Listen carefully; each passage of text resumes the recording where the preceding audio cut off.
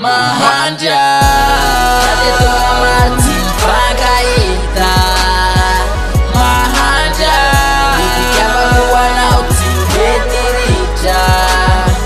Na ile minicha muda zetana ala umandata jan masule pakurata ufalovya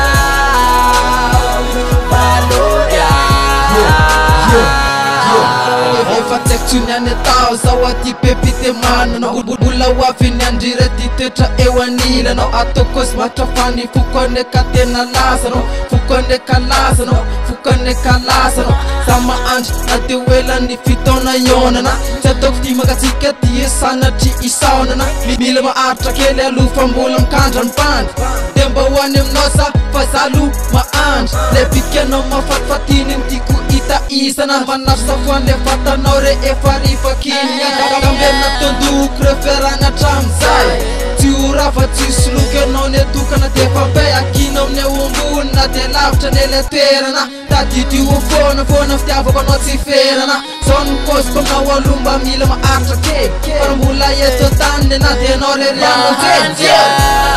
Adeto amati pagaita Mahanja Ikiama kuwana utibetirija Na ile minicha muda zetana ala umandata jan masule pakurata ufalovya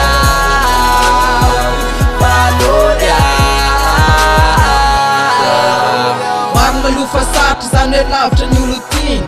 Aza manay fambul tatera kayanun fanirin Fawe laftra masu akakin fu Tis masarka ni tikaru fayano tena tik tuku Tay fona fona na tofi ondu Zatia na watalan Fayano wewe sasa myanj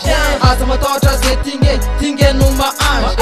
Enuk fona ntarena Sheri yomba mila Fafwe tuka na wanore Piano yan leten Zati yu fani sanjab Fanes na te mula zabre Pana kruta na totike ki Faya yan safit Te wam no sana so te sof Tiaba kureche falasa no Ni fuktim te brotami no Kasa na chi Na ifa daw akino mne wambu Na te lafta nele terana Tati ti ufona fona Tiaba kono ti ferana Sonu kos kom na ulumba Mila ma atra ke Parambula yeto tande Na te nore riano tenje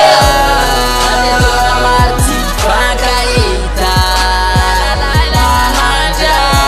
Ikiama kuwana utibetirija Na ile minicha muda zetana ala umandata jan masule pakurata ufalovya